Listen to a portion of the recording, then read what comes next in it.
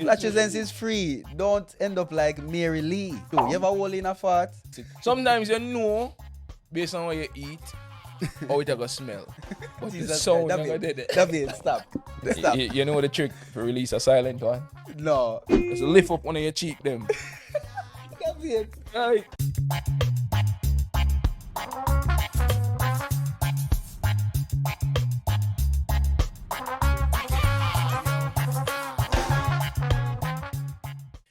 Yaadman Podcast, I do one.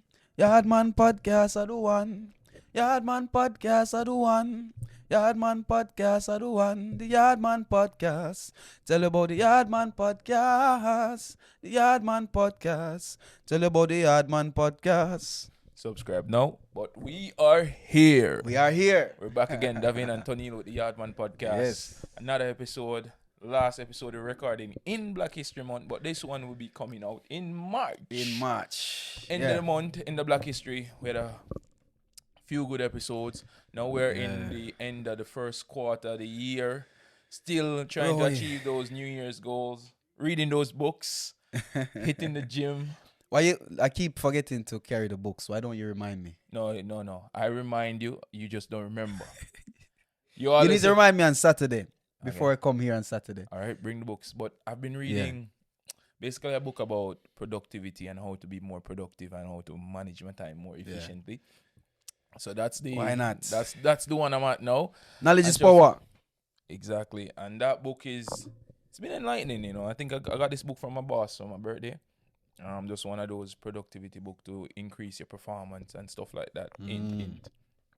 But trust me, it's been very helpful, especially with taking on the podcast and stuff and just essentially just doing something else in my life now that I realize that would require more time. Like, and one thing I've seen, like even just doing this podcast, I realized that I've had less time to do like personal stuff and the little tiny things that I used to do.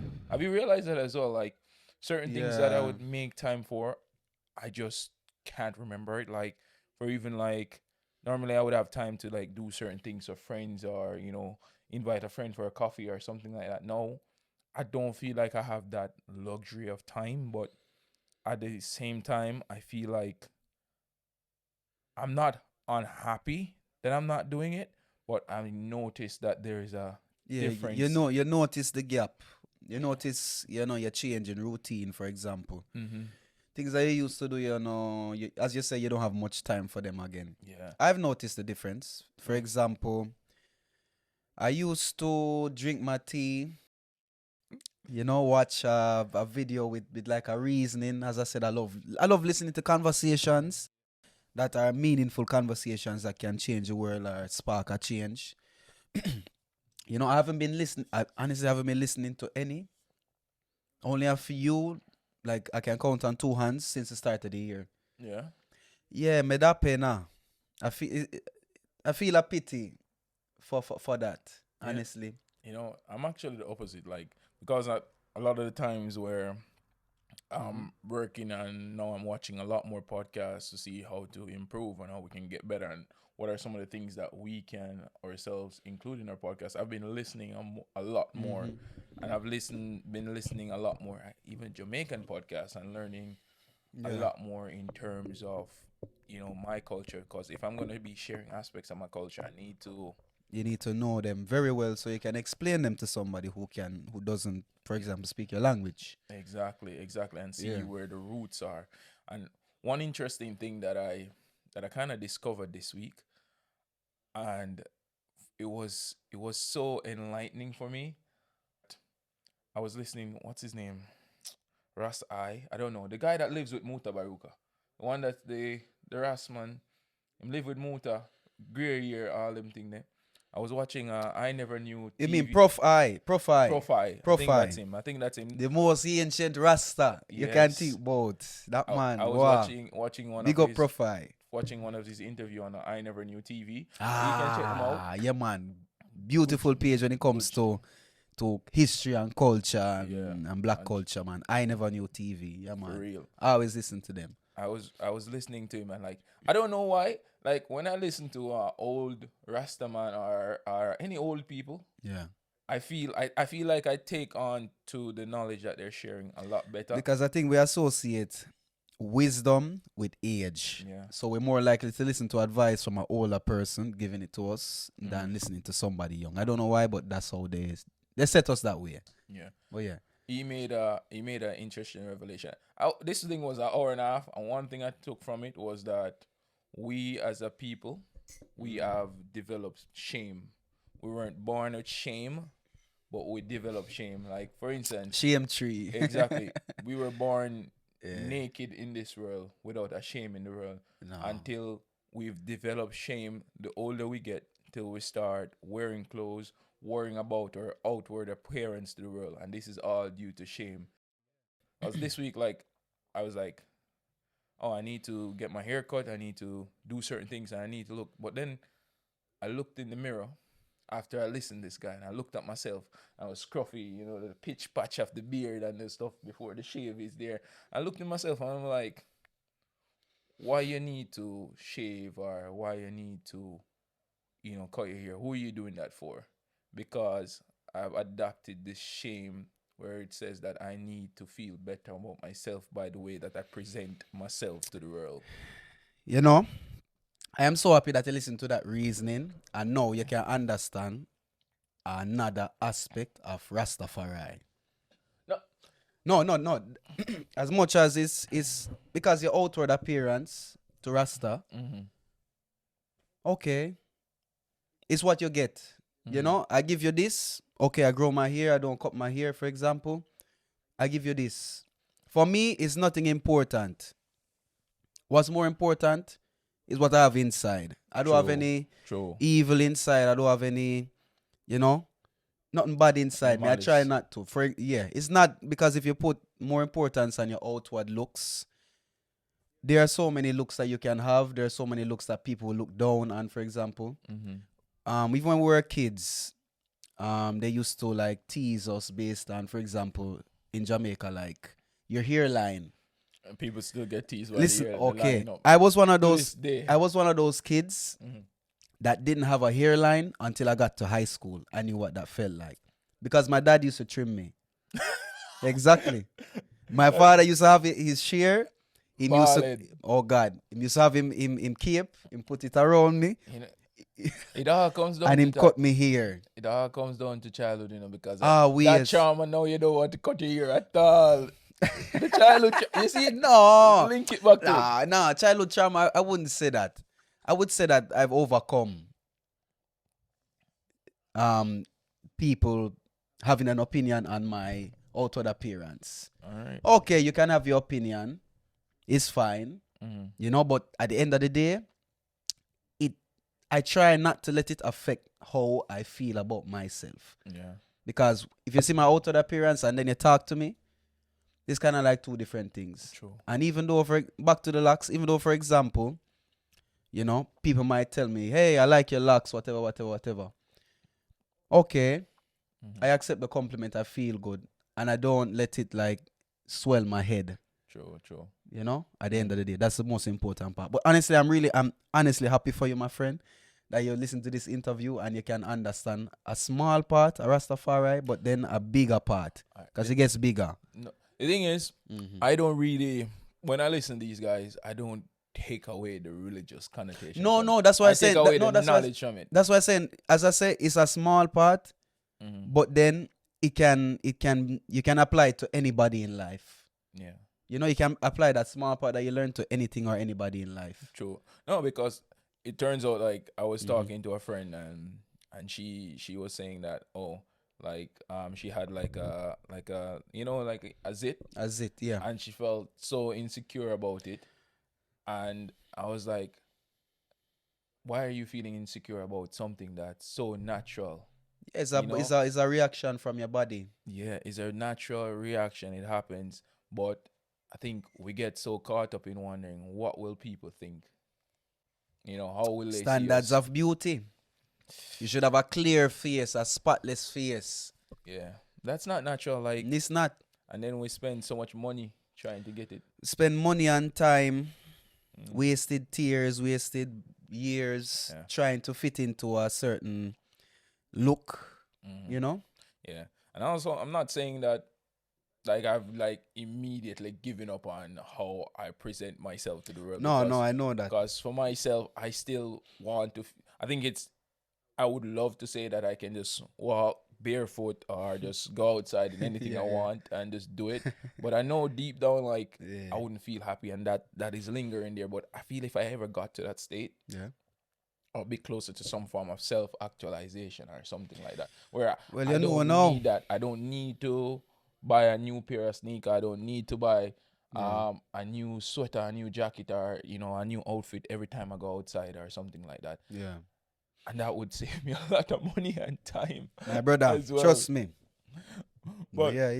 It's I like it. No, but it's about growth, and anyone out there, just don't feel like you have to put on a show. Just do you. Very important. Don't feel like you have to put on a show for anybody. Yeah. My mother always used to tell me, and she still tell me, always from a younger age, always. These two words, they stay with me and they always stay with me. Be yourself. Be yourself. Be yourself. Be yourself, Neil. Be yourself. That's easy, bro. That's easier said than done, though. Like when somebody tell you to be yourself. Like, what do you mean be yourself? Like, be yourself means what you feel, allow yourself to feel it. Yeah. What you think, allow yourself to think it through. Yeah. Don't try to stop yourself in any moment saying, I shouldn't be thinking this way or this is wrong or whatever. Because at the end of the day, it's you. Yeah. It's kind of like bowing to your temptations in a way, but not exactly, if you see what I mean. But at times I feel like there is always some internal conflict, bro. Like, always. Like, what is being my true self? Like, for instance, like, is being my true self doing this certain thing, or is being myself knowing that I shouldn't be doing this, but a part of me wants to do it and end up doing it? Like, there is that anxiety, there's that confusion there. Like, when do you reach a point where you say, oh, this is me, this is the vein, and this is I don't give a fuck attitude about anything else except doing this, Well, first of all, know thyself. Yeah, that's what I'm saying. Like, it's first of all, know thyself. Self-discovery, bro. You have to read your own book before you try to read any other book that there is. Yeah, but reading this book is a continuous No, discovery. listen, it's not something that has a start and has an end. Mm-hmm. When you start this journey, it's a spiritual journey, and it's a very hard journey.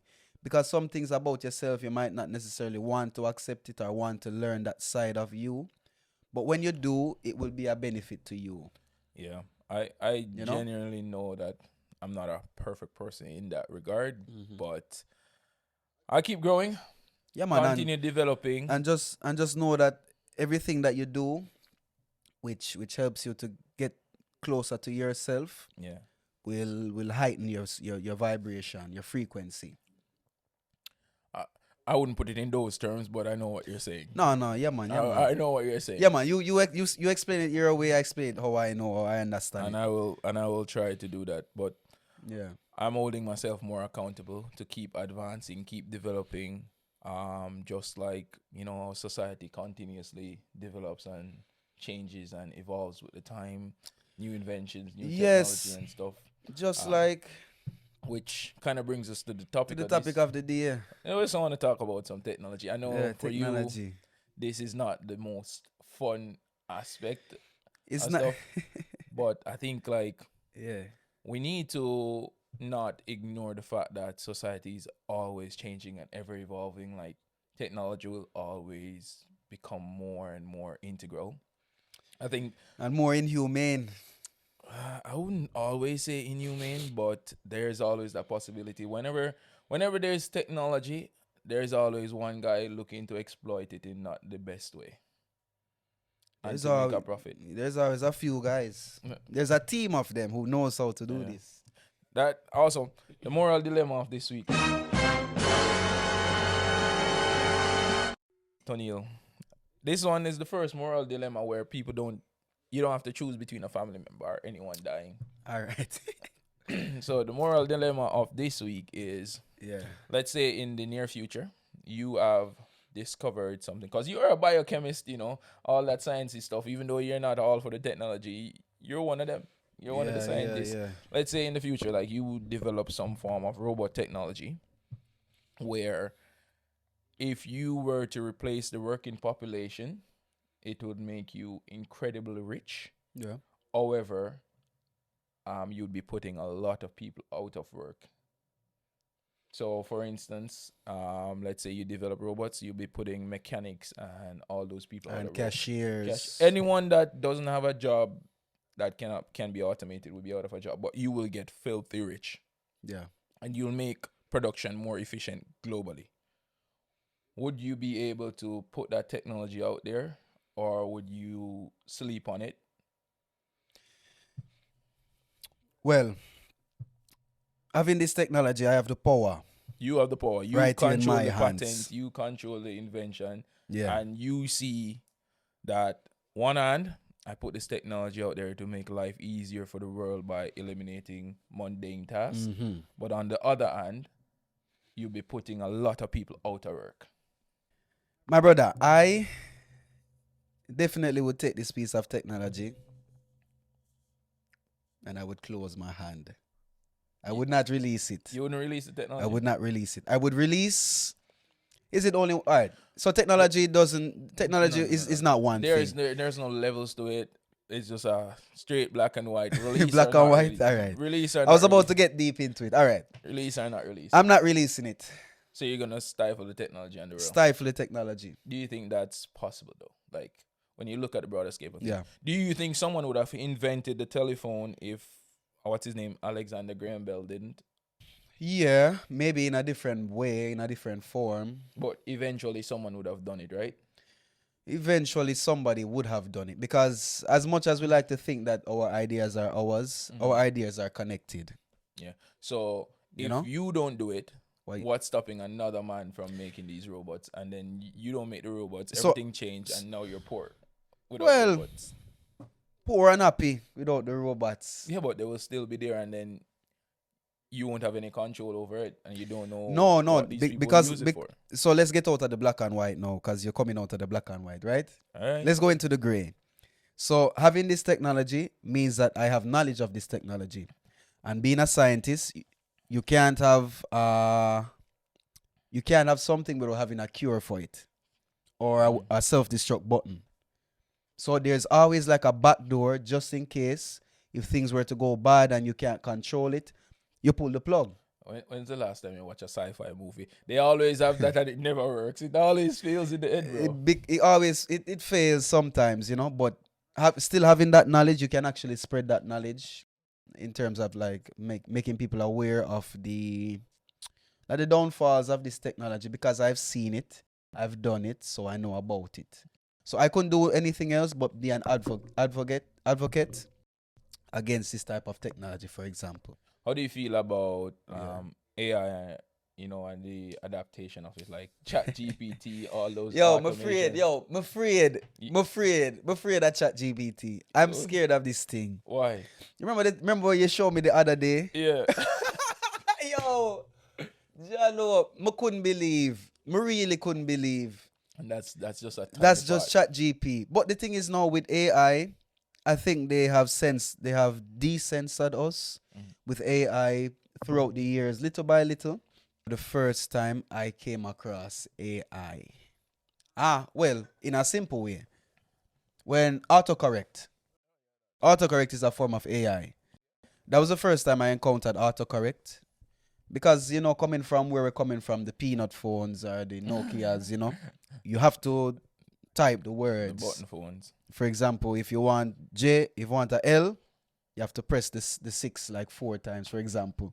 Or if younger generation wouldn't know this. I used to be so skilled that, God, man. I used to didn't have to look at the phone and be like, Yeah. 1, 2, 3, C, It does. da, da, da, and you have your message typed out 160 Exactly. characters, Yeah. and then you say 1 of 2. 160 characters, you couldn't get no epistle. I miss those days. I miss those days. I miss those text messaging days. Oh God, man! And you remember in Jamaica when you didn't have credit, you could send a "please credit me." I could be able to send a message. Or please call me. I could be able to send a message with that "please credit me" with the characters. Oh. Think about it. If I want to put an L, I press the 6 one time. If I want to put the O, I press the 6 again. You used to do that. 1, beat the 2, 3 system. times. Yeah. And the V, which is 8. 1, 2, 3 times. T-U-V, yeah. And the E, which is 3. D-E, 2 times. Hey, Love, right there. please credit me, love. Yeah, you know, those were the first times we encountered like AI, you know. And then coming up to like 2016, 17, thereabout, that's when you could call a company, and instead of somebody answering, you talk to the AI, and they would ask you what you want, enter your credentials, for example. And if you want to talk to an agent, you can also ask for that option, and they send you. To this day, that part annoys me. I don't want to talk to a robot when I call them. I want to talk to somebody, exactly. You know, sometimes the robot can assist you all the way out, but for me, it just doesn't feel natural. Like when I call customer service, I need someone to put the anger towards. You want to put anger? No, when you need help, and you need somebody that can empathize with the problem that you're having. Like for instance, this week, right? I'm trying to there's something, I need to update something in my bank account, right?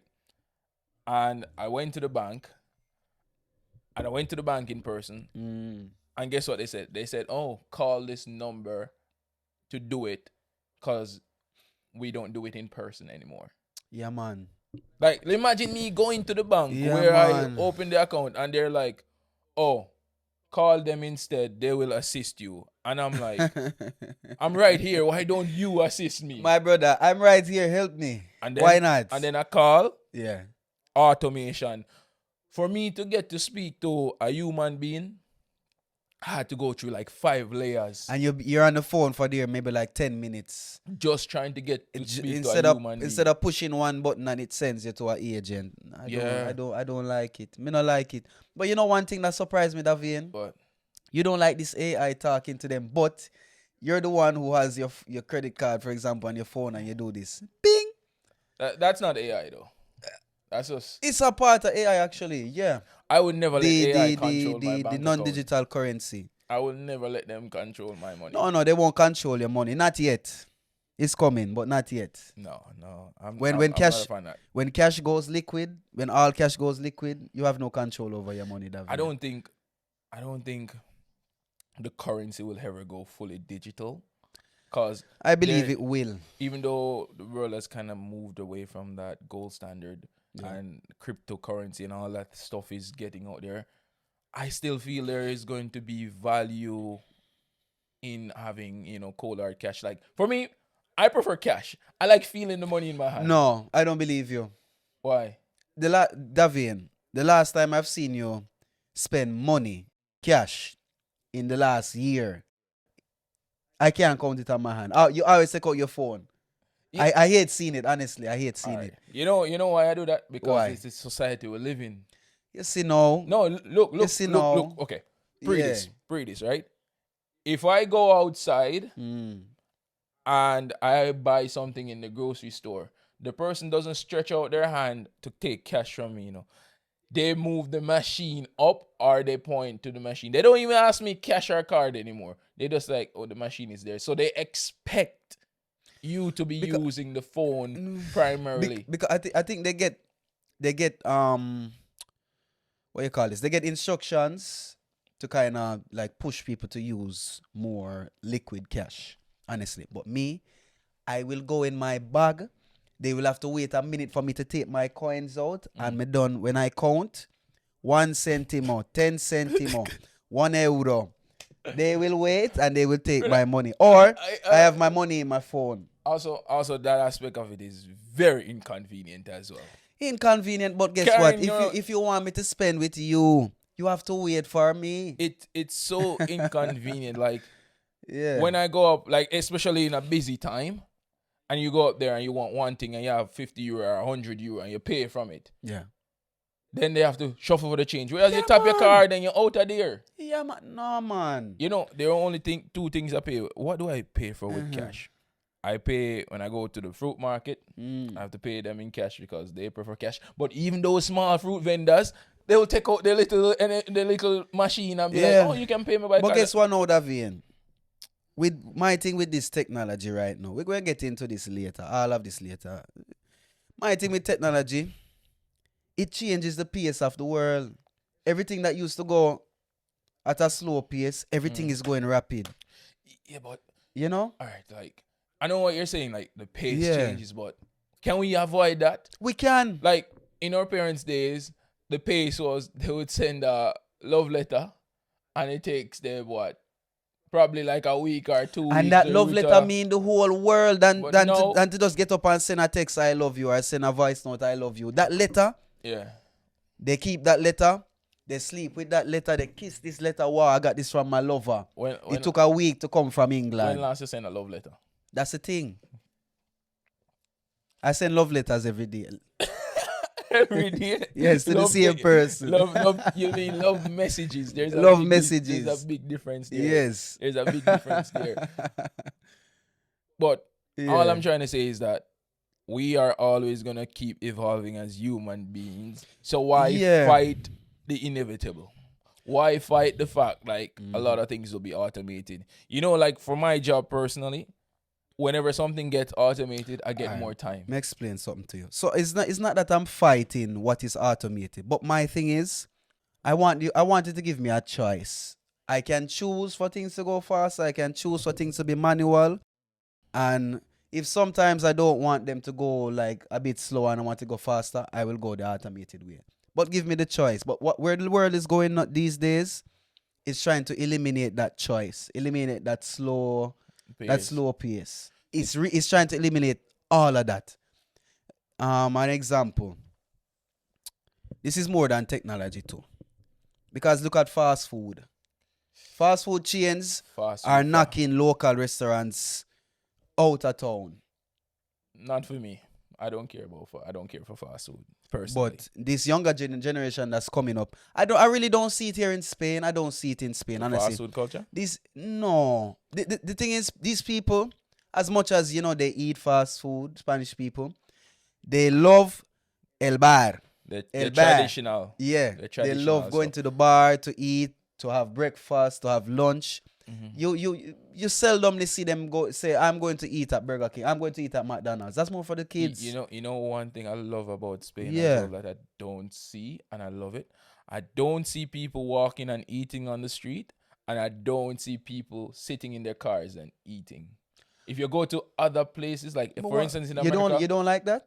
No, because they make eating is not just to consume food and to be alone by yourself. Like, you see, it's that's more a of a fast culture. social. Exactly.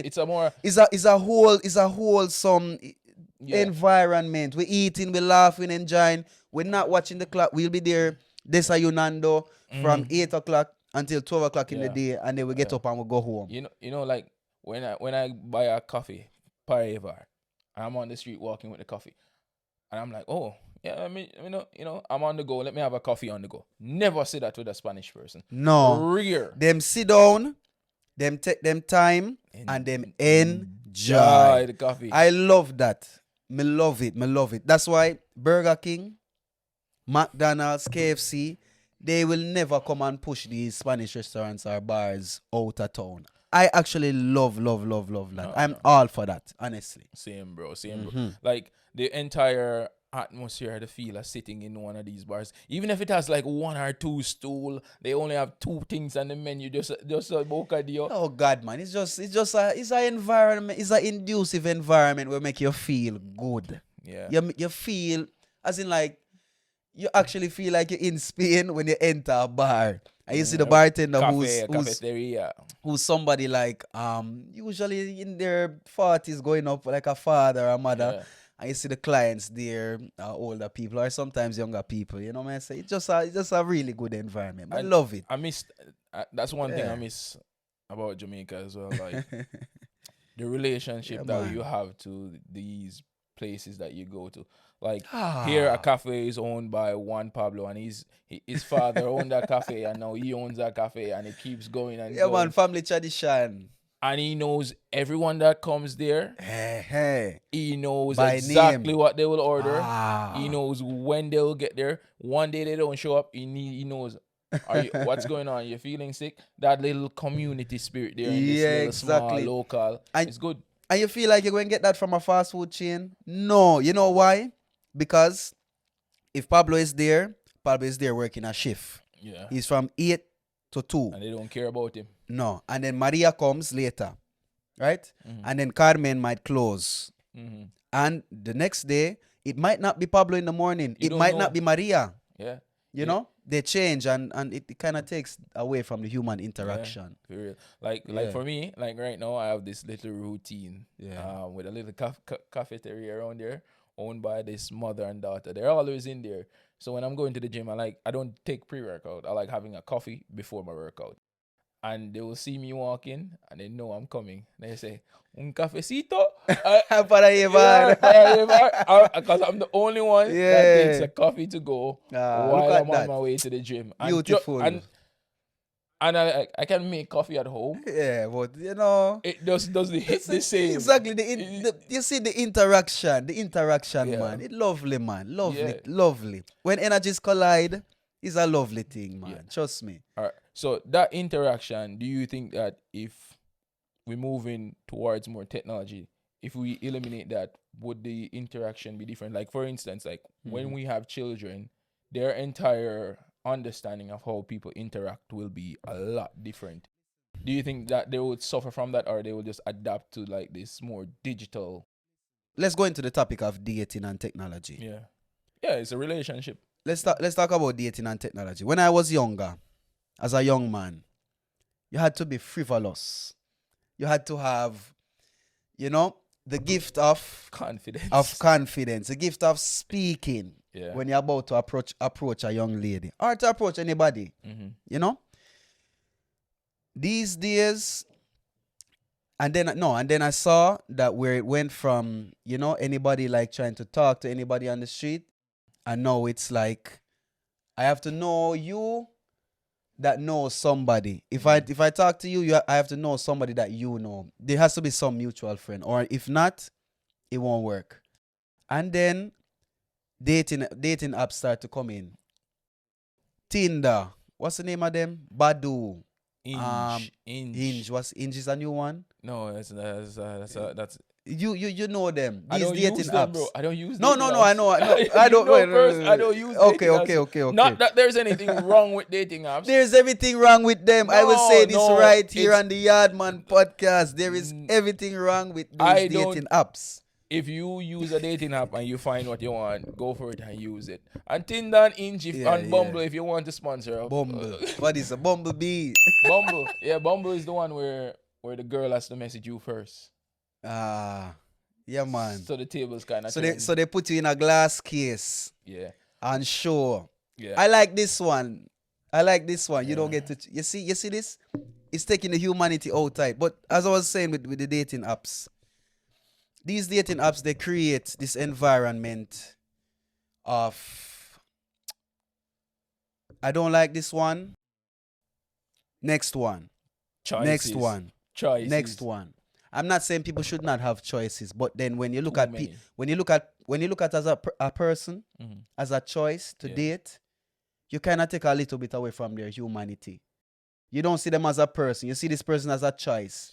When you talk to them is when you might start seeing them as a person. But before, it's like going to the supermarket. I don't like this brand of milk, Rasta. Let me try it. It never work out. There. Throw it away. Our next brand of milk is there. This thing about choice. People should have choices, but not that way. You know what I'm saying? It's like a restaurant menu, right?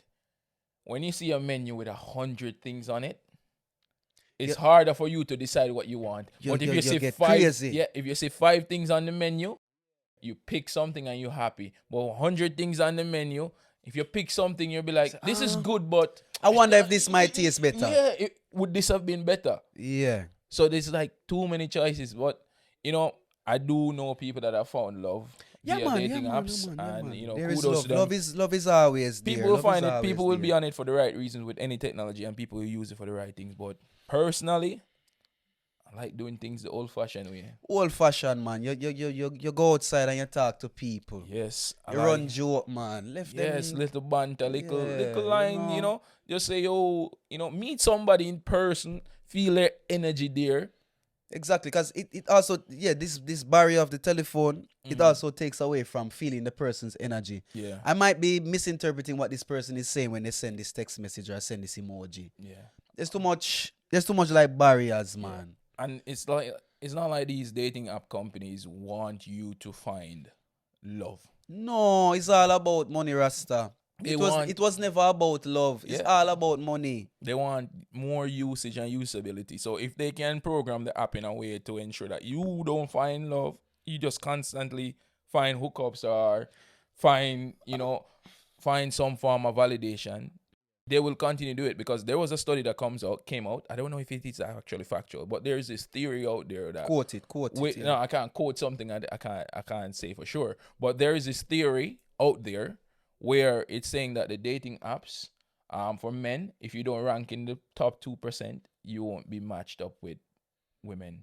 Look at that. Whereas with a man, when he swipes, he doesn't care. This is a woman, get my chances up there. Yeah. And swipes. So there's like this percentage of men that will get all the attention, and then there's this percentage that would be feeling invalidated and less than because they're not getting the same kind of attention. And because a woman will, if we're doing dating apps, it's mostly based on superficial things like a person's appearance. And Davian, you see, with all this dating and technology, we have to remember these programs are created by a person.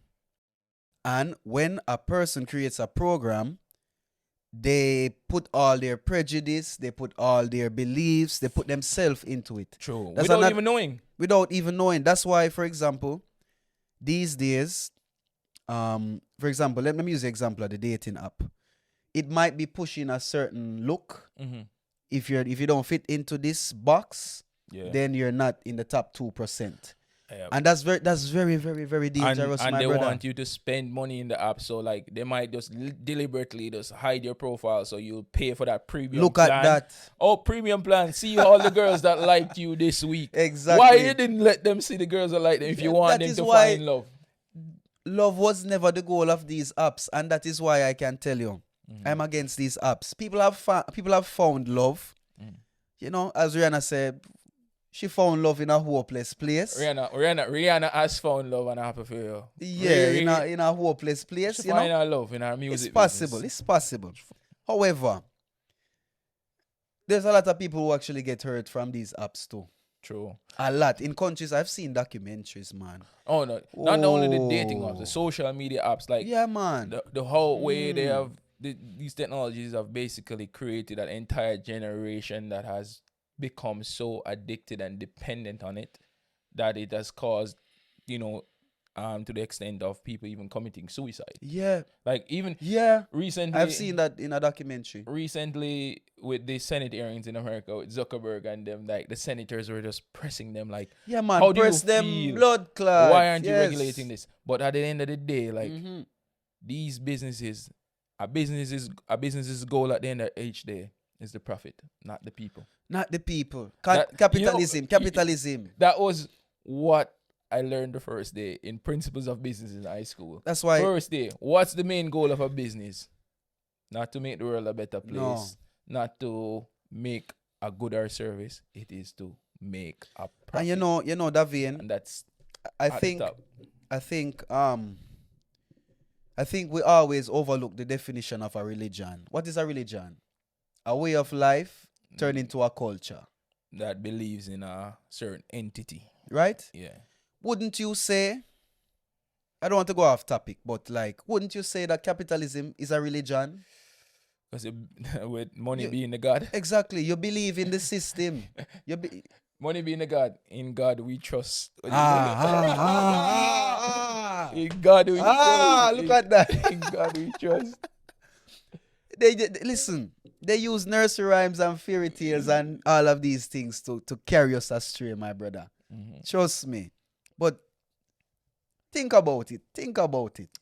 Think about it, man. If you believe, the thing is, capitalism is, if you try and put it in as like you're saying, it's a religion, and then it has branches like different religions. Of course, yeah, man. You have different religions within this capitalism. So you say technology is a branch of capitalism that drives the religion further. Yes. Also, sport is a branch of capitalism. Oh, I love sports though, bro.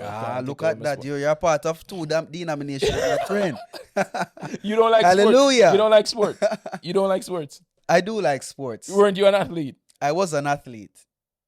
So what are you trying to say? You're going to live in the wilderness and don't take part in society? No, I can if I want to, but it's my choice to be a part of society. Exactly. That is very important for me. I know that I have the choice if I want to leave the world right now behind and go to live in my wooden hut. You know, a lot of people do that. I know a lot of... And they're not probably personally, happier. not personally, but I've seen a lot of people move from European countries and go live in a Jamaica, go live in a Ghana, go live in a Nigeria and these places. You know what? Maybe that's the next step for the anti-tech people. And that's another thing. You will see a difference in terms of the pace of life in those countries versus here in Europe. And that's another thing that the technology brings. Yeah. Going back to my point earlier, the fast pace movement of everything. Everything has to be moving fast to be efficient, so the wheel of capitalism can continue turning. So you don't think there's any benefits of advancing technology?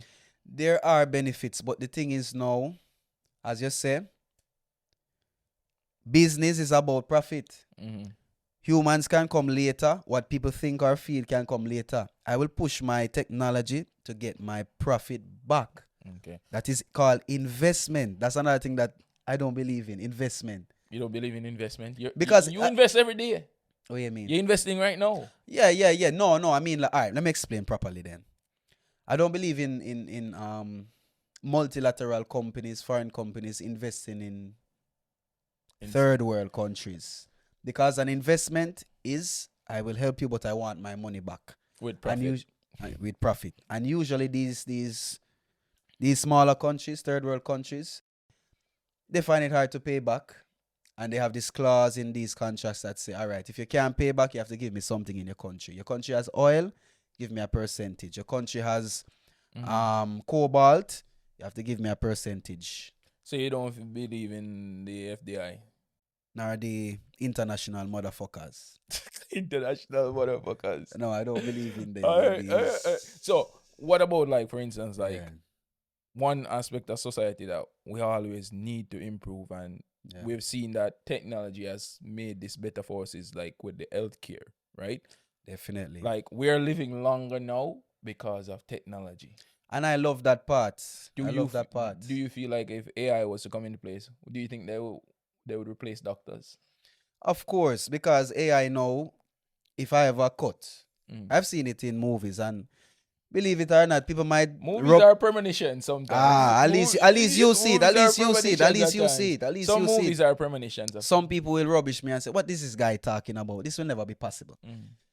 When things come in movies. I've seen, for example, technologies where you have a broken arm, right? And they inject some microbots inside. No, they're already looking towards that. Look at like that. Elon Musk implanted the first Neuralink in someone's brain, so people that can't walk or have some... I hope it helped them. I hope it helped them. I hope it helped them. Nah, I think they wanted to cure like PTSD, people with some mental illnesses, dementia, all of that stuff. Those are some of the implications. Those are some of the implications of the good it can do. Yeah. But then there are conspiracy theorists that says that this is just another form of collecting data. Because if he's in your brain, collecting the data directly from your brain. Think while it's free. Not only on the phone. Think while it's free. Think while it's free. Data from your brain. But yeah, every time we go closer to technology when it comes to these things, I think we become less human. And wait. What is human though? Wait. Does that definition change? All right.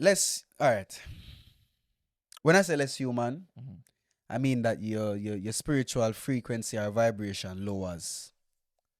Bro, put it in English for me. No. Put it in English. Listen, there are people who can understand me. I'm trying. Yeah, but I want to understand too. I'm trying to explain it in my ways. Okay. And then me explain it in a your way. Okay. Your spiritual vibration lower the closer you get to technology. The more away you are from technology, your spiritual vibration kind of heighten. So let me use closer to nature and stuff like that, right? Yeah. For example, not even nature, your natural self. For example, I'll use the same example that we used earlier about the bar versus KFC. When you go to the bar, Pedro knows you. He says good morning. He remembers your name. You've only been going there for a month. You talk to him like you've known him your whole life. Versus going, because that human interaction, it heightens your frequency, your spiritual frequency as a human being. Versus going to KFC. Okay, hoy quiero pollo asado con ketchup.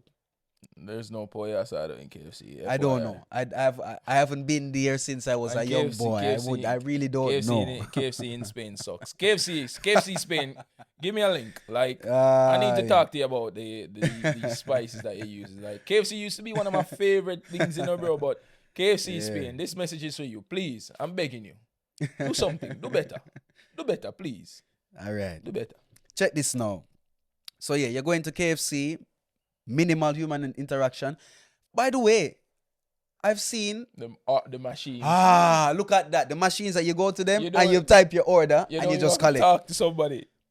So, with that example, do you now understand what I mean by lower spiritual frequency versus higher spiritual frequency? All right. In that aspect, I get the gist of what you're saying. Not saying that I'm one for that kind of belief. I just want you to understand where I'm coming from. Yeah.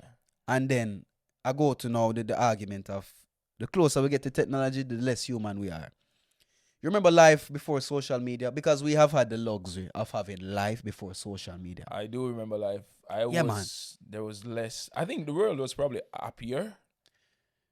I wouldn't say happier, but no, like because shit used to happen. Shit used to happen in the world, my brother. I mean, not in the old geopolitical landscape. You mean like socially? Like socially, I think so too. We were happier people. We were interacting more, and I remember the distance that you're saying it creates. With that distance, people get colder and they stop caring as much. Yes, and the thing about choice again. I remember, this was one of the most beautiful moments, honestly, I've had in Spain. I will explain to you. There was one day I was on my patio when I used to live in El Palmar here in Murcia. And me and my flatmate were there, talking and whatever. He has the same head as me, honestly. We think the same. He's from Ukraine. His name is Roman. I haven't seen him in a while, but we still talk. Me and him were talking, and the neighbor beside us, they used to have some kids, a young girl about 6.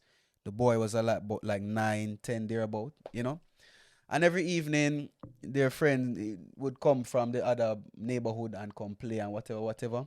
And there was this one time that me and Roman caught a conversation between them. So they were about to say goodbye. And the boy said, "Hey, we're going to play football at Sunday at 5 at this park. Are you coming?" And the boy stopped and said, "Yeah, I'm coming." And then they said bye to each other and they ran off. That was just a beautiful moment. You know why it was beautiful? Because you don't get a text anymore. You don't get a text. So you're there. This was Friday. So the boys, you're there Saturday saying, "Hey, playing football Sunday with Alvaro." And you have it in your mind, you keep it in your head. And then when the time comes, like all of that fire you had inside, or excitement you had inside, you can let it out on the football field. True. Honestly, that moment was one of the most beautiful moments I've really seen or had in Spain, honestly. I don't know why. It just felt... I think maybe you're linking it to something back home. Because when we used to play football, like, it used to be like Saturday, 7 a.m. football. Morning ball game. Yeah, man. Oh. 7 a.m. and you don't... Like right now, like, with our football chat, like we're struggling with it, like to get people out there, and like people technically we should be able to organize better because the technology is there. Whereas back in those days, I had to tell someone over here in this community that ball game Sunday, so everyone knows that. Exactly, I remember that too. Sunday ball game is playing. There's no doubt, like know that you have to show up because 9 other people will show up. Exactly. All right, bro. I miss that. So as I say, let me go back to it. Lower spiritual frequency, higher spiritual frequency. I get what you're saying. Yeah. There is more distance from it, Yeah, man. And from the humanity. social media was supposed to be made to make us more Or- social, but yeah, it actually did the opposite. Someone can say that this is the natural path of humanity. Like, it's just that we're at a different stage of the evolution of humans. Because we came from a tribal period where we used to live in a cave, and now we don't. And now in a cave we didn't have the phone, we didn't have fire at some point. You know, I don't buy that story, but What do you continue. mean? No, I'm just saying, like, if we evolved through the ages, Yeah. things will change through the ages. Yeah. So 100 years from now, people probably will be looking back, if the world is still around, looking back and saying, what were they ever thinking with Facebook and TikTok? TikTok was so boring. And tagged. Yeah. Remember tagged? And what's the other one? MSN. There was one. High five. Yeah. You know, I don't High five. anyone watching this knows high five. If you know high five, put it in the comments. Yeah, you'll see it here. And hit that subscribe button. Oh. And, you know, share this one. If you know, what were some of the social medias that you used before Facebook came and just changed the entire landscape? Put it down there and just, you know, share a little story in the comment section and reach out to us and let us know. Yeah. I did find a thread for this week, though. Even MySpace, yeah. Yeah, MySpace, yeah. I did find a thread this week. Yeah. What's the thread that I found? I found a thread about what it is like. What's the most unprofessional thing a doctor has said to you? That's what I was asking now. If technology replaces doctor, what would happen? Because I didn't actually finish that point. Actually, we went into other things, but yeah, continue. Yeah. So we'll continue on the next episode. Tune in. Obviously, you know. Yeah, we'll be conversations they come and digress. they go. Yeah. So, what's the most unprofessional thing a doctor has said to you? I don't even know if these are funny, but I found some of them to just be very alarming that a doctor would say this, because there are doctors are supposed to be, you know, knowledgeable and good people. You know what I've seen? What? Quick story. One day I went to a doctor. I was supposed to get a checkup when in university. You know, I was supposed to get a checkup before you go and work and travel to see that you're well and everything. I wanted to get my checkup. You know, I went to the doctor and I don't remember what it was. It was something about my knee. Like not anything like specific to the bone or whatever. It's something general, you know? And I asked the doctor and he said, wait 1 second, let me check. WebMD. The doctor? The doctor using WebMD on you? Yeah, but the thing is, I never saw him. He turned around and I saw the reflection on a mirror that was in the doctor's office that was looking at WebMD. You go back to that doctor? No. Why? Why would I? So that's alarming. I'm not saying very, very alarming. But to be honest, like, it's alarming, but doctors can't know everything. They can't know everything, They're not but gods. not in my face. Yeah. That was I think that was unprofessional. But is it though? Like, if he doesn't know something, it's better for him to look it up. True. Or you can say, you know, come back for another revision. Yeah. I prefer that one. Or I've had this with my doctors. There's this family doctor that me and my family has had, Dr. Dunkley. Big her up. You know? She was the one who I went to before I actually came to Spain to do a checkup and whatever. She, for example, if she doesn't know, she'll say, I'll be honest with you right now. I will research and I will call you on Monday. That's what we need from doctors. That's what she would say if something comes up like right away and she doesn't have the answer. I will research, Tonniel, and I will call you back on Monday. I don't think there are a lot of doctors like that. No. Like, no offense to doctors, but, you know, sometimes they develop some ego. But I'm guessing that the good doctors outweigh the bad doctors.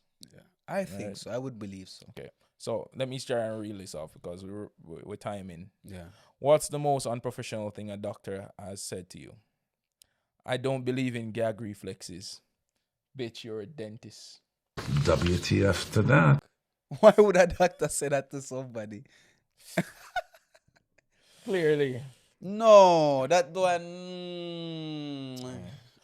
What's the most unprofessional thing a doctor has said to you? You have a kidney stone and cancer too. Damn! Just like that? Just like that. No, that's scary. Just like that. That's scary. That's too truthful. This one, I think, ladies, if you've experienced the one that I'm going to say next, put it in a comment because I think this is a common one. What's the most unprofessional thing a doctor has said to you? Finally got an appointment with the OBGYN after having irregular periods for several years. She diagnosed me with PCOS, which I've never heard of at that point. I asked her what that was, and she told me, I'm not a fucking dictionary. Use your brain and look it up yourself. What did you say to me? That's a shame. That person, their license should be revoked right there. Not only like being a doctor is being a professional. Yeah. You're supposed to treat me professionally. I'm not a fucking dictionary. Use your brain and look it up yourself. Falta de respeto. What's the most unprofessional thing a doctor has said to you? Right before a breast exam of my very small boobs, he says, well, this won't take long. Jesus Christ. Jesus, what a doctor. Sorry for laughing. We appreciate all sizes of boobs. Yes. Yes. The big ones, the small ones, the small grapes, up to the melon. Any kind of fruit? We appreciate everything. What's the most unprofessional thing a doctor has said to you? She's just lazy. She doesn't want to work. Turns out she had lupus. Wow. Just wow. Muy mal. Yeah. What's the most unprofessional thing a doctor has said to you? A urologist told me I'm the dick doctor when we first met. Is that supposed to be a joke? Yeah, you have not been to a urologist, Tonniel? No. How old are you? 28 at this current day and time. Almost time. Yeah. It's almost that time. Yeah. You need to go to a urologist. But why? To check what? To check. Prostate and all those things, bro. Eventually you get to that point. Yeah, man, I know this. But I prefer to eat my ackee. Bro. I prefer to eat my ackee Go to and my breadfruit. You go to a urologist. Like there's such a shame and stigma with it. But yes, my brother, but look at now. Eventually there will be a finger up there. Tickle, tickle. Look at now. No, burn you out for that. Fire burn you, man. Jesus, David. What can I talk to you, man? You know, brother. No, a real talk, man. Like seriously. As in, like, I understand this. Like, we study these things, but guess what now, Rasta? You can live a healthy lifestyle. There are ways you can try to prevent this thing, Aya. This wonderful ackee. Brother. This ackee. Tonniel. For those who don't know, ackee is a fruit which came from West Africa. It was brought to the Caribbean and other surrounding places. Tell the people them bush. Wait, no Rasta. I'm explaining. So this ackee came to the Caribbean. You know, it's a wonderful ackee. You will see it right there. It became the national dish of Jamaica. It's yellow in color. It can be eaten as a fruit because I've seen people eat it in Nigeria and Ghana and those places. Raw? A Jamaican would never try. Yes, it's raw. You can eat it raw. A Jamaican would never try, but Africans are not scared of anything. You see this ackee? It helps you with the prostate. Okay. Caution. Ackee can be poisonous if unripe or improperly prepared. Enjoy only when fully ripe and cooked thoroughly. Right? There's also a method that you can use What? to help you with your prostate. What method is that? It's a method that requires 5 fingers and a closed palm. What? You get the rest? Yes. Okay, that can help you with the prostate as well. But doesn't take away the fact that you need to get it checked at a certain age. You will need to get it checked. I don't have prostate cancer in my family. I am good. Get it checked at a certain age. Though the stigma associated with it is what leads to the downfall of a lot of men. That is very true. Let me be serious So now. stop. Yeah. Don't spread that. No. I will not spread my rhetoric with anybody. Yes. Eventually, Don't take me serious, but take me serious at the same time. Because I'm talking very eventually, serious. you're going to have to get that check, bro. Like, I'm almost at the age, you know. I'm dreading it. Don't dread it, man. Just I'm eat your dreading- ackee. Eat your ackee. Where am I gonna find Eat Aki? your ackee I'm trying to be healthy. and do this. Aki and a closed palm. Aki and a closed palm. My No, brother. but seriously, like on a serious Yes. note, when you reach the age, get it checked, especially Yeah, if man. it's Get in your family. checkup. Get your checkup. Yeah, get the checkup. Get your checkup, man. Yeah, man. Yeah. Mhm. All right. Okay. I'll do another one. What's the most unprofessional thing a doctor has said to you? Mhm. I asked, is there anything wrong, doc? And the doctor responds, please say hi to your father. I respond, but my father is dead.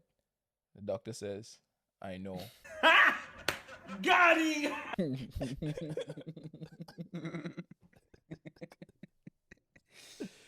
Oh, what a dirty doctor. What kind of doctor Oh, this? Old Jankro. Another dark one. I can't leave this one out. What's the most Jesus. unprofessional thing a doctor has said? Mhm.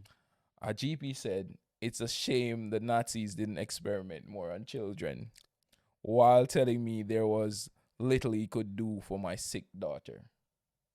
Jesus, God, that's serious, man. That is dark. Jesus, God, that's serious, man. No, man, you can't tell me that when I have my young daughter, Yeah. she's in need of help, and you're going to bring up things about Nazis. For real, brother. No, And- don't do that. And the most common one Yes. that all men are used to, and the reason why a lot of men don't seek medical attention. What's the most unprofessional thing a doctor has said to you? You're a man. Act like one. That's why me a doctor, no friend. I will go to the bush doctor. I will go to my bush doctor, my spiritual doctor with the spiritual herbs who can heal me. Because another thing with medicine these days, Yeah. they cure you, but they have a very low spiritual vibration. Think about it. When you take a pill, there's not much benefit that you can get after taking this pill for curing something. With the bush, With the bush tea. the bush tea rasta. The bush tea You headache. drink your bush tea, you clean out your system. And also clean out your system, you give your system nutrients. Because bush tea always come with food right after. Because bush tea is also poison sometimes. And did you know that poisons in very small doses are very good cures for things? Yeah, if calculated man. right. But the issue with bush tea is that you don't know the dosage unless you go to a That's professional. no, well, my grandmother is a professional. My father, she my have- mother is a she's professional. Professional Based based on on who- experience. Based on experience, my brother, experience, teach it, wisdom. Rastafari. In Jamaica, if you have a headache, what's the remedy, Tonniel? Eh? If you have a headache, You go to the leaf of life, bush tea. bush tea. If you have high blood pressure, You go to the soursop leaf. It's good for pressure. if you can't sleep at night, You go to the chamomile. soursop leaf as well. It, Soursop I make you never sleep well, better. I learned And something fever today. grass as well. Yes, fever grass. Make you sleep too. Mm-hmm. Which other one we know? But wait, with the fever grass though, I didn't know that. You know why? My parents used to tell me, or my grandpeople used to tell me, that you see when the sun set, don't pick the bush. Yeah. Because the bush, it don't have the same high frequency, same high vibration than when it gets hit Bro, with stop the sun. saying vibration. Vibration is No, but it's energy. It's all about energy. The sun stops shining. sun's so energy. there's a difference. Just like how Exactly. certain plants So close school off man, on let the me sun. explain it in my ways, Rasta. But if you say vibration for everything, people just gonna start shake down the place. just start- Don't shut down the place, people. I'm talking in terms of frequency. But yeah, don't pick the bush after 6 o'clock. Certain ones you have to pick after 6 o'clock. Yeah. Give me another. If you have a stomach pain, Hmm. take your Cersei. Cersei help. Yes, You take Cersei help. your Also, ginger Cersei is a good masking agent. Very good masking agent. Did you know? for like For everything. Yeah. It even mask cancer. yeah. So why In some people. So No, that's the problem too. That's no, a yeah, problem. exactly. So to show you how good Cersei tea is, Mhm. our Jamaican people say Cersei. You know, my It is a good masking agent. Me used to have let me tell you a story. Me used to have a virgin where he wanted to take a drug test to go overseas. The man stopped burning him herb. Cersei for 2 weeks. And that man was a herb man. And you know when you too. BCT too. And that you know when you smoke or you start to eat something, it becomes a part of your system. You can't get it out that easy. Up to 6 months you can't find trace. Exactly. That man drinks Cersei for 2 weeks, Rasta. And after 2 weeks, after 2 weeks, him clean. There you go, guys. Clean. Beat that random test. But no. Seriously, Yeah, I can't, to this day I can't drink it. Yeah, nobody. I don't think anybody. My mother love it. My mother loves Cersei. Love Cersei. But the thing is, you can't drink Cersei every day either. You have to drink it like once every. Because it's a 3 masking days, agent. It removes the symptoms, but it doesn't cure it. Yeah. Remove the symptoms, but it doesn't cure it. Which other one? Ginger tea, everyone know, stomach pain. Whenever my belly hurting or something, ginger tea is my go-to. Or for help with you when you're sick and you have a sore throat. Yeah. Ginger with lime or lemon. Look how we come from talking about technology to talking about traditional remedies and shit. My brother. These will always be around. The contrary is, I'm contrast, sorry. Mm-hmm. I wanted to go into this earlier. We don't have to spend too much time. Cooking Rasta. From my charcoal to electric stove. The best food that you can eat is from the charcoal. They say it tastes better, but you're more likely to develop cancer. Yeah, man, they will tell you anything, man. No, like even the Rasta them say it. That's why I know for us. Which Rasta say this? No, for Rasta them know. They eat raw food. Be careful or you quote Rasta. Some, I say all. You know, this is me not generalize. Me say some. Yeah. Some Rasta, you Which know, some? the raw. Me don't know all them. The raw food Rasta them. I say, yo, yeah, they man. don't trust fire. They don't trust nothing. Hey, yes. As in raw food, you can never go wrong with raw food. If it's raw meat, then no. Pause. But you can never go wrong with raw food. Fruits. Exactly. You know, vegetables. So, one thing. May I say something? You didn't know you can eat lettuce. You ever eat lettuce raw? Not lettuce. Cabbage. Yeah, I eat cabbage raw all the time, bro. I didn't know this. So when you used to buy a box food and the coleslaw raw cabbage, you know. I never used to like coleslaw. Raw cabbage good, but it good. But you know, if you have a girl, don't eat too much cabbage. Why? Gassy dog. Gassy. Dog. Especially raw cabbage. Just go outside, man. Find a corner. Gassy dog. No. Flatulence is free. Flatulence is free. Don't end up like Mary Lee. What happened to Mary Lee, David? You tell me. She died because she held her fart in. That's what the doctor said. The doctor. Listen, it's true. You ever hold in a fart? You know, I'm not really holding fart. Release it. Well, release it. You know don't hold it in. You were dead. You know the trick for release a silent one? No. You know the trick? What? You want to know the trick? Not really, but tell me. All right, so the reason why farts make sound is because it try to escape from a tight space.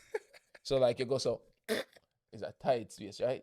So the next time you fart and you want, Jesus Christ, just move one of your cheeks, them. Move your cheeks. just. I promise you, dog, test it. Yo, somebody tell me this, and she'll be watching this. Tell me this.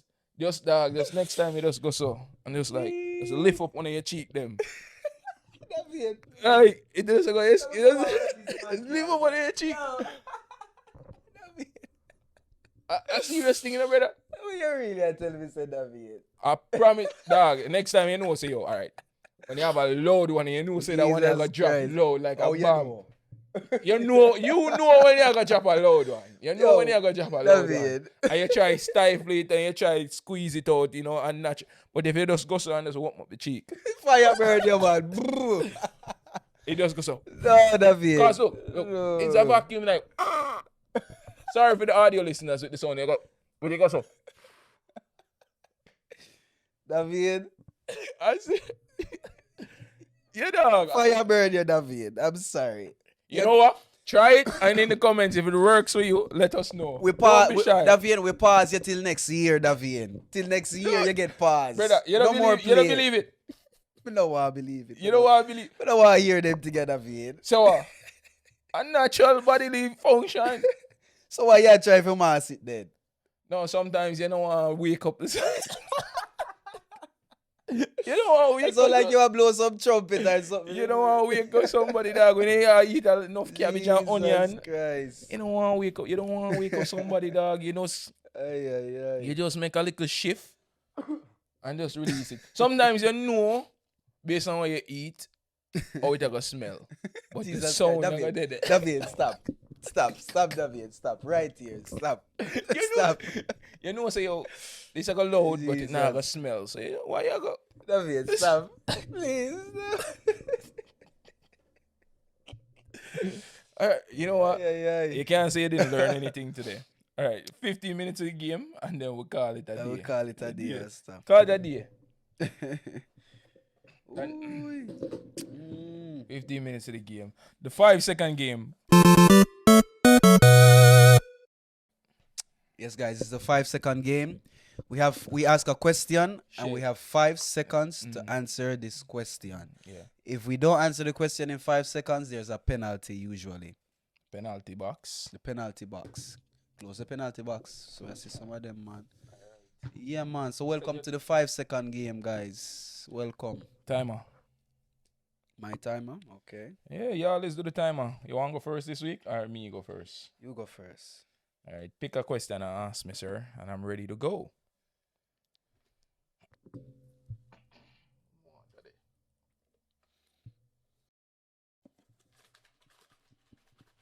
Magic box. Let's go. We still don't change the question, then, but hopefully we're going to get the change.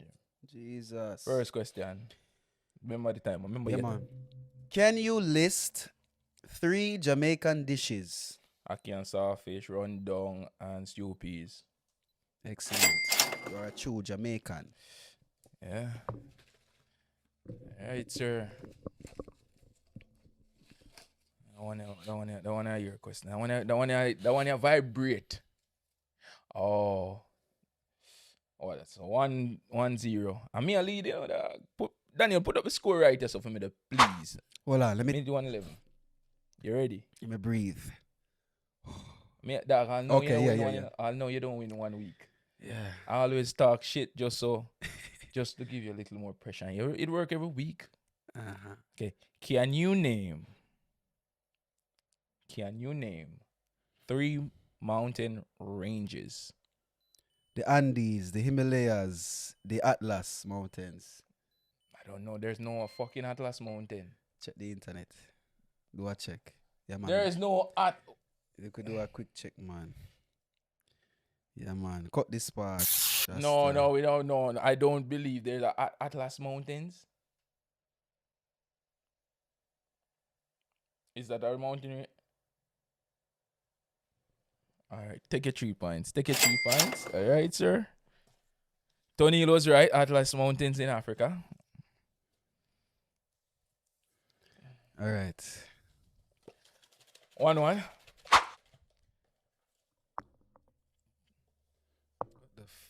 Jesus Christ. That question are illegal, dog. What is? What are 3 major world languages? English, Spanish, French. Sometimes you get an easy one. Sometimes you get a difficult one. Yeah. It's the luck of the draw, my brother. Luck of the draw. And it's just lucky that I'm always winning. Or just skill. Wow. Okay. Oh, this is too easy.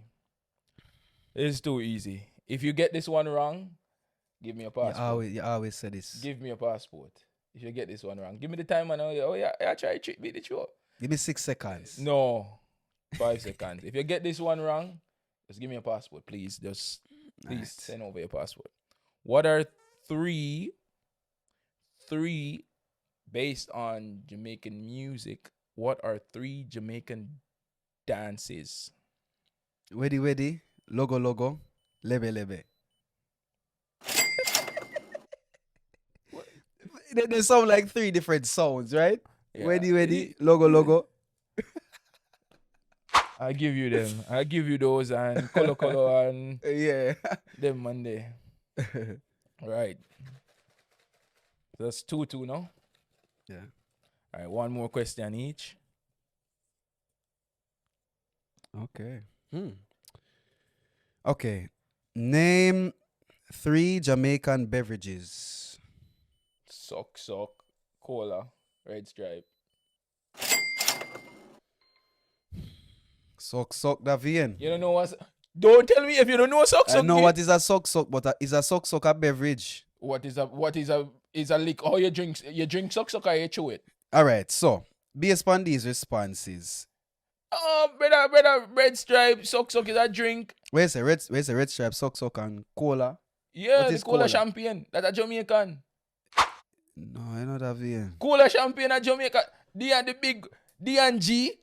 Oh, you forget D&G. You don't like cola champagne soda? Ask me a question, Rasta. I could have said cream soda as well. You should have said Jamaican brands. No, it's a beverages. That's why, you know. Bumbo clot. 3. But the 3, I hit the 2. I hit this way, you know, dog. I hit this way, you know. Another week going home as the loser. A ver? Another week going home as the loser. Can you name 3 famous astronomers? Them name. Where this man, where the first time they touch the moon, where him name? No, dog. How kind of fuck What kind of question them, yeah? We nearly said, where him name? Armstrong. Where him name again? The cyclist. We nearly said Lance Armstrong. Who you say that? He's not an astronomer. Yeah, I know, but one of them name Buzz some Neil Armstrong. Astronaut, not an astronomer though. Astronaut, big difference from What's an astronomer? people that study the stars. Yeah, I'm misinterpreting. So Galileo, Copernicus, Kepler. What kind of is a fuck question this? Oh, is that a fuck You don't know Galileo? Who doesn't know Galileo and Copernicus? You don't look. You don't look at the signs. You don't look at the stars.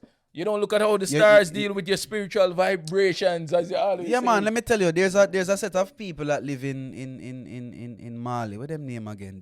The blood clot. They were the first ones to study the stars. Mm-hmm.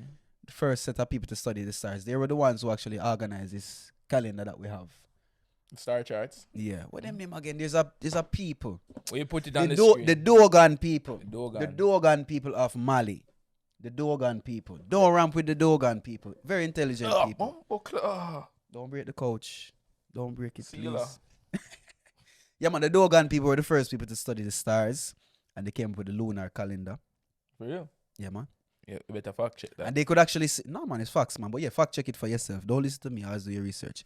They were the first ones to actually know that we are in this universe and there are others out there. Even they were the first ones to discover Sirius C. Yeah. No, Sirius A. The moon? No, it's another star which is outside of the sun, which is further away. They were the first ones to, so the Dogon people don't play with Africans, Rasta. We are not fools. Well, Tonniel, today, even though you have not won again, you have a forfeit to do. So pick your poison. Me not drink no soy sauce again. No, that one has been removed Fuck from the verdict. What's that one? Act out a short scene from a movie or TV using gestures and facial expressions. Ooh, that's a tough one. Which movie? What's the most recent thing you've seen? Let's do a line, dog, like a Denzel or a Will Smith or something. Can do Or a dancehall queen. Yeah. Paul Campbell. Go on. Or Shatters one. But using facial expression. Shatters Shit. one. I can't say anything. Shatters one. Can I say it? Yeah. All right, you remember this. You will remember this one from Dancehall Queen. Dancehall Queen is a Jamaican movie that came out in the 90s. It's a very nice movie. Check it out. Tells you about the dancehall culture of Jamaica. We talk about it in an episode. Yeah, man. But just for the people, Kingsley Benadir is Bob Marley. We talked episode. about it in that episode. Check out that one. All right. All right. As simple as this. Do you acting, brother? Big up Paul Campbell. Put on him face. Him have a screw face. Walk and live. Talk and bumbleclad dead. Yeah, man. Well done. They won't know what that is, but hopefully some people will. Yeah, some people And get the reference. to close out today, the final thing. Yeah. Your thing. All right, so welcome to Tonniel's Tunes, where I give my playlist of the week. I talk 10 seconds about the song, you know, so you guys get an idea of what the song was about, you know, how this artist was feeling at this time, for example, and how this music makes me feel. Let's get into my jazz. Please? Yes, please. So, the first one is Feel Good by Janine. This song was singing about things that let her body feel good. You know? If you listen to the song, I didn't know what the song meant until a few years later. Feel good. When you wrapped them in my... Is that her? No. That's the That's Berry Saman. Berries, Feel good. no? So this song said things will make your body feel good. And she goes into her routine about stretching her body, doing her yoga, you know, smoking her herb in the meantime, which heightens the feeling. All right. You know, so things will make your body feel good, you know. Next one is Judgment Day by Raging Fire. This song was singing about what will happen on Judgment Day. When On Judgment Armageddon Day, come, you know, Armageddon come. On Judgment Day, we'll be hearing music from the rebels. Roots rock reggae playing in heaven. On Judgment Day, I believe that will happen for real. Next one on the list is Styling by Protege, which was on his Ancient Future album. He's singing about a girl who you can't please. You do everything for her, but she just can't be pleased. You know? just don't love you, Problem. brother. She So just don't love styling, you. you're styling me. You know? Next one is Land of Promise by Nas and Damian Marley. Big tune. Beautiful album. Big tune. It's comparing what it would be like if Africa were to be like North America. You know? The roles are reversed. If the roles were reversed. You know, very beautiful song, cultural song. And how much was that? That was 4. Yeah. So, Davain is going to give us a song to add to the playlist this week. Let's clap him, guys. Davain isn't really a music listener, but he has a song this week. I'd love to hear his song. I have a few songs that I like, but Yes. this one is one of my favorite from Chronics. And it's not everyone's favorite from him, but this one, like, when I hear this one, it just does something, you know? This one, Rain Music, Chronics. Wow, Rain Music. I remember that song. What a song. All I need is you. Wow. Right What a here tune. in the rain. Yeah, guys, check out that one. That one, like, man. for me, when it rains for me, there are certain things I want to do, and that is not go outside. Never. I never want to go outside when it's raining. I When don't it's know who wants raining, to. I want to stay inside Mhm. with a special someone cuddled up. That's it. Yeah. This song just is the perfect rainy day song for Trust me me. as well. And That's it. that's not it. No, that's 5 songs. That's You want 4 to- songs. Oh, so my song don't count? No, that's 4 songs. Judgment Day, Feel Good, Styling. Styling, your song. Oh, shit. And let me add the final I thought song you to said the it was playlist. 4. I thought it was 4. Let me add this final. Oh, no. Land of Promise. Land of Promise. That's 5 songs. We're nice. But we can give them an extra one this week. Let me give you an extra one. So there's a song which is called Black Carbon, also by Chronics and Akia Becca. This song is explaining to us the importance and the scientific meaning of carbon. We are carbon beings. That is why they mentioned the hue in man. Hue, carbon being dark, man being a reflection of this carbon. And it also says that it talks about the structure of melanin. 666. Some people might be afraid of the number 666. Mark of the beast. You know, but it's 6 carbon, 6 proton, and 6 electron is what the human being is. Nothing more than that. And that's the end Right. of Tonniel's Tunes. And that's also the end of the Yaadman Podcast for this week. Don't forget to write, share, and subscribe. Sending your request, anything you need, communicate with us. We're here, and we're listening to you. And until next time, We out. I do one. Yaadman Podcast, I do one. The Yaadman Podcast. Tell you about the Yaadman Podcast. The Yaadman Podcast. Tell you about the Yaadman Podcast. The Yaadman Podcast. Tell you about the Yaadman Podcast. The Yaadman Podcast. Tell you about the Yaadman Podcast. Subscribe now. We out.